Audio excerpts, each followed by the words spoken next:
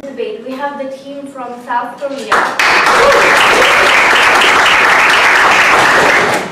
The first speaker is Michelle Jimin Lee. The second speaker is Nicholas Kim. The third speaker is Yi Joo Han. The reply speech will be delivered by Nicholas Kim. And in the opposition, we have the team from the United States. The first speaker is Ella Michael. The second speaker is Aditya Arya Jar. The third speaker is Ali Grossman. The reply speech will be delivered by Ella. The motion for this debate is this House would support military retaliation against cyber attacks. To start the debate, we call upon the first speaker of team proposition, Michelle Jimin Lee.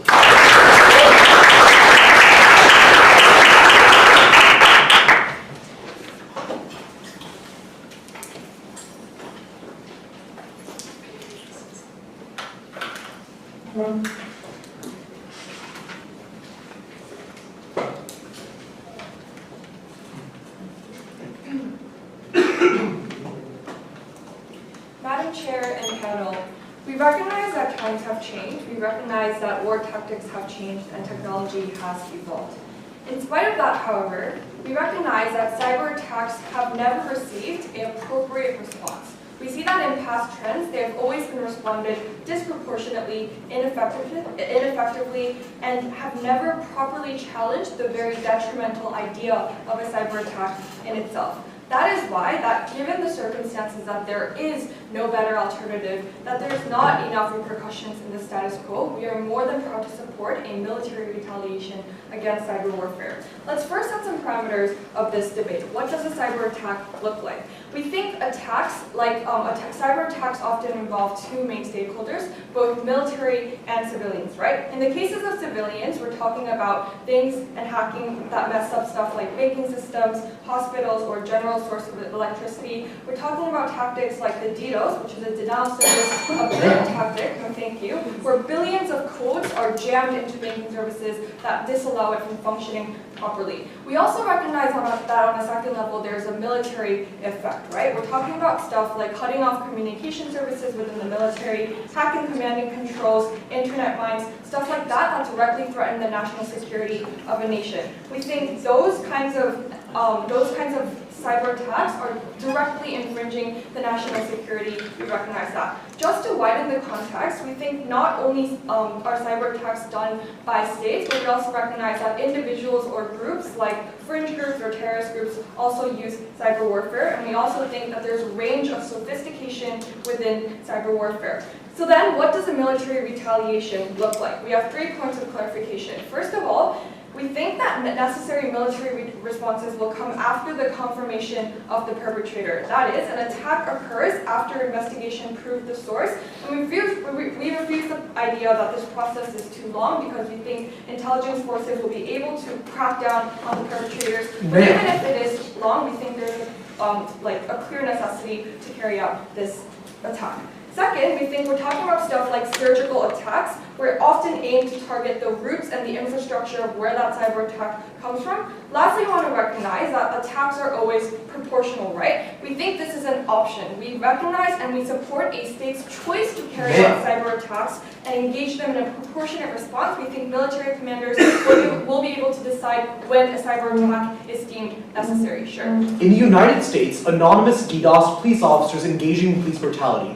Would your side of the House support a military retaliation on the streets of America by the American military?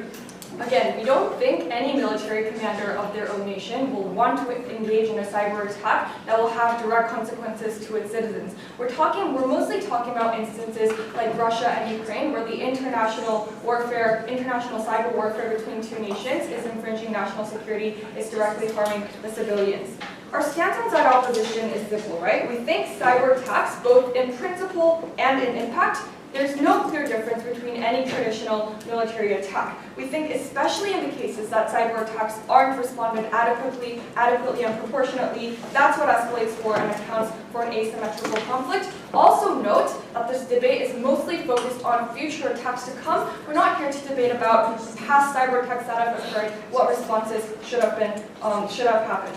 So under that notion, I'm going to talk about two things. First, I'm going to talk about why principally in the changing nature of war, this is absolutely justified. Second, I'm going to talk about why this acts as a deterrence factor. Lastly, Nick is going to come up here and talk about why this decreases accidental warfare. First argument, we have three levels of analysis. First of all, we think war is changing. That technology has been embedded in the idea of warfare, that the frequencies of cyber warfare are increasing, but tools to combat the very idea of cyber warfare have been ineffective. Whether that be retaliating to cyber warfare using the similar tactics, we think these kinds of responses account for an endless conflict without much repercussions. We also recognize that another cyber attack often requires much time, much planning. That's not soon enough. But second, we think why in the form of cyber warfare and in its principles and in its consequences, there's not much difference in any other form of warfare. Because when we explore the direct impacts that this has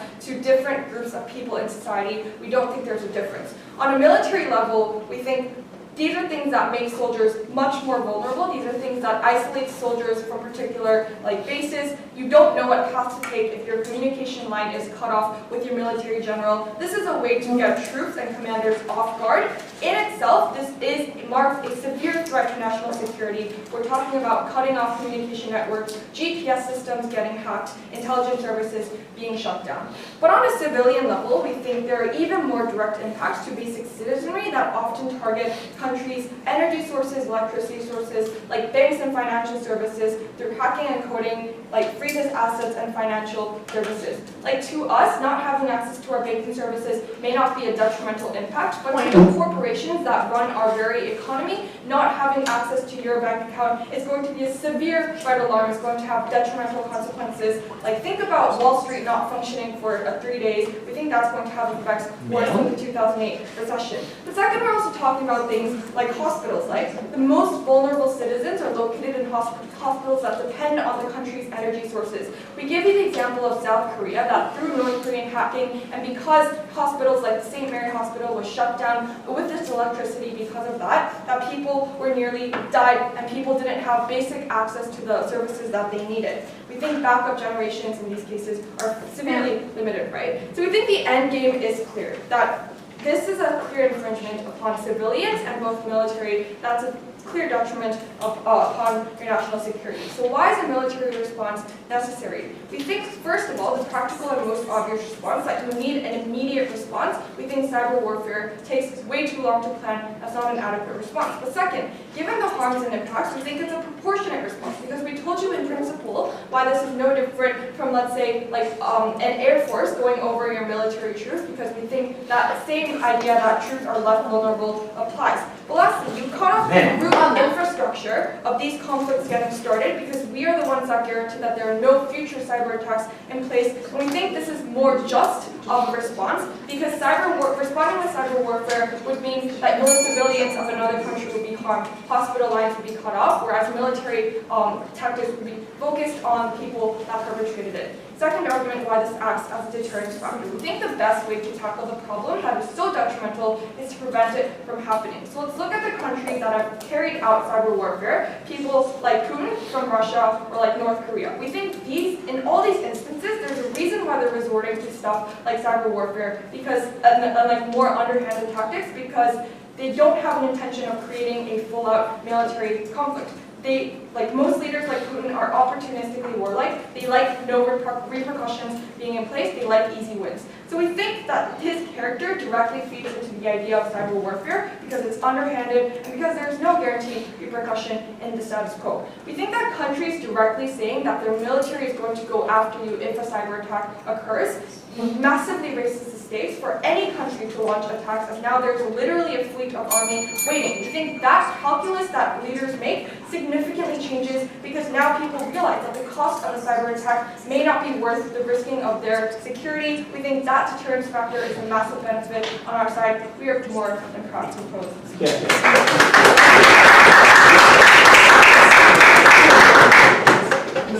speakers spent 8 minutes 15 seconds.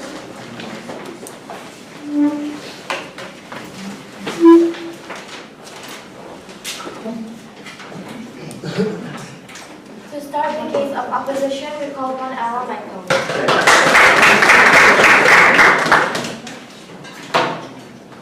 Sorry.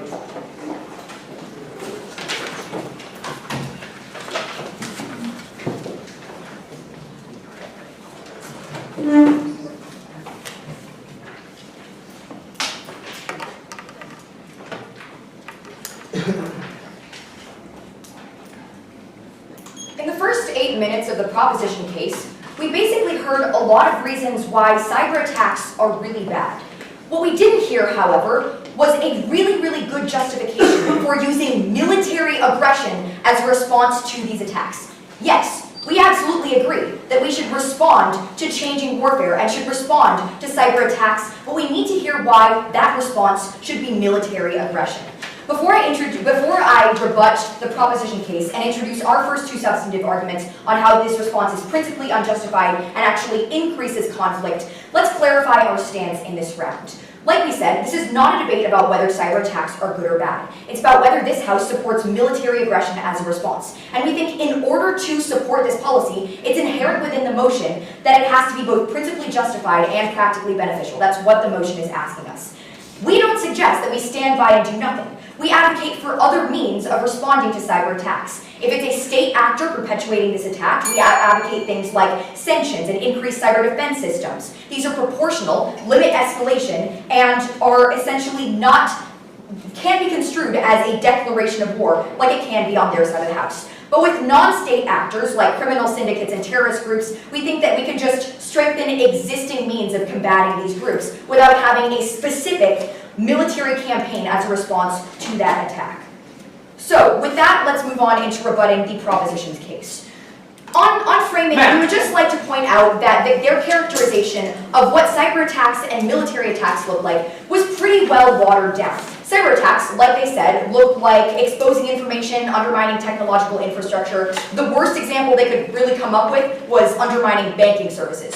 What does military intervention look like? They tried to gloss over this by saying that military intervention is going to be, quote, quote, surgical. What do we think that means? It is going to be a physical attack of violence on the perpetuator of this attack. Probably going to mean surgically killing them. That's pretty much a euphemism for what that was. It's going to be a physical act of violence and aggression. We don't think that that is proportional.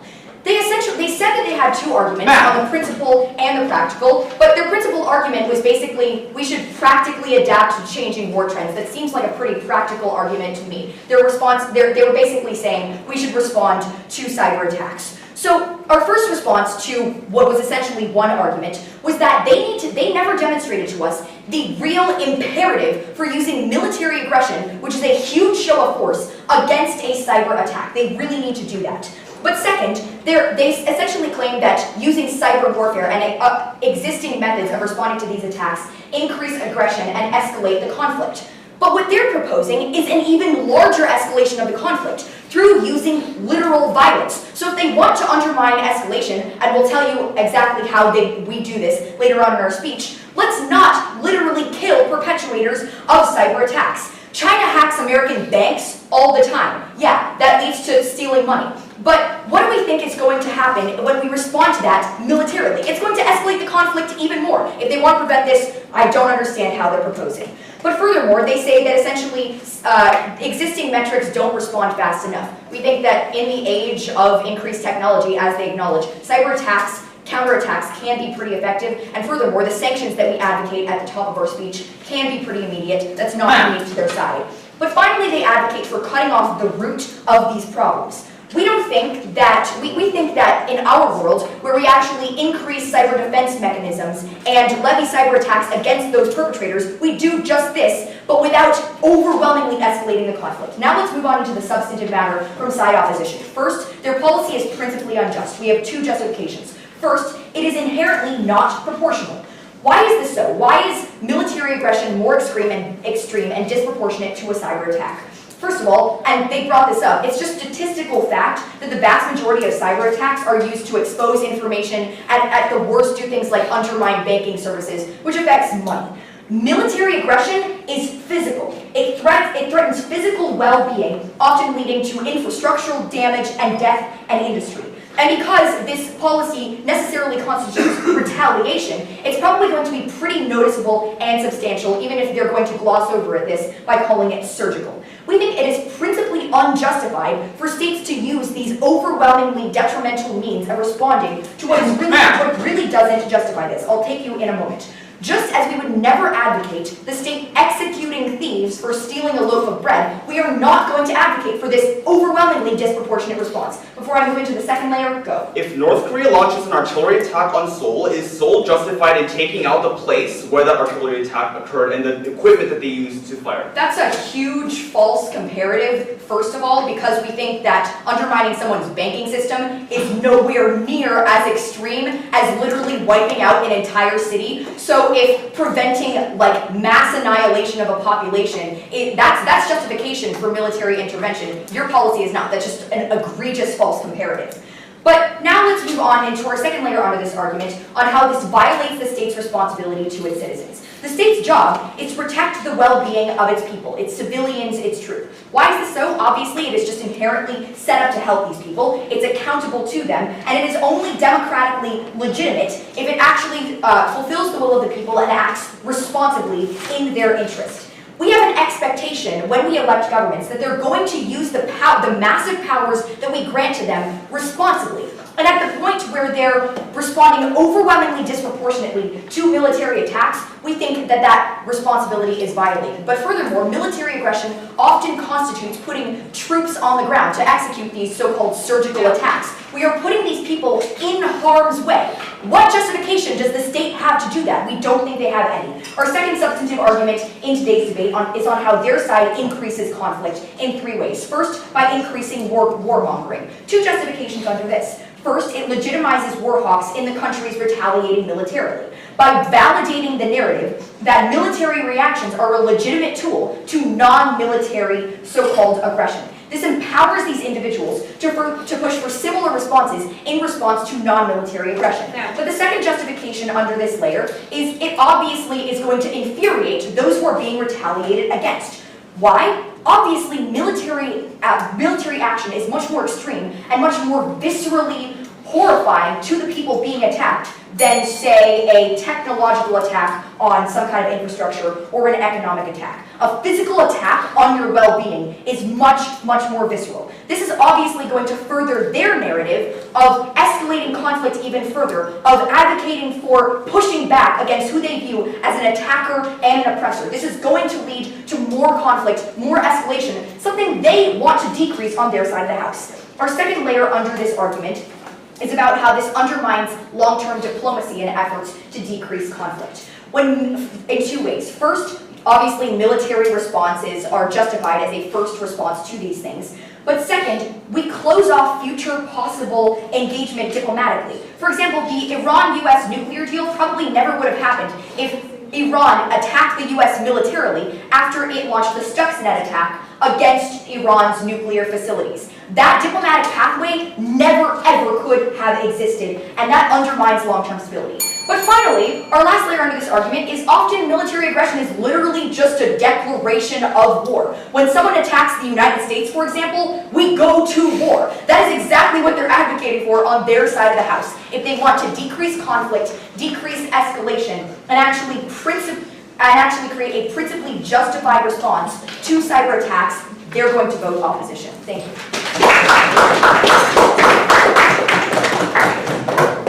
Previous speakers spent 8 minutes, 24 seconds.